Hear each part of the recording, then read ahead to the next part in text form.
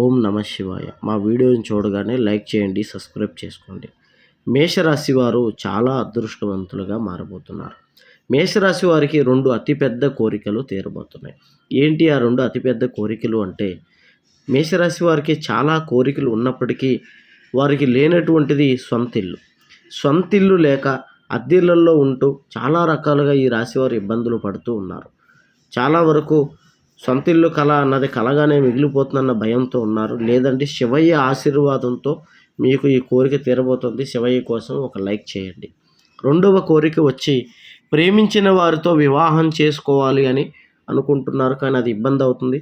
ప్రేమించిన వారితో వివాహం జరుగుతుంది. అలాగే పెళ్ళిళ్ళు కాక ఇబ్బంది పడుతున్నటువంటి వారికి వివాహం జరుగుతుంది.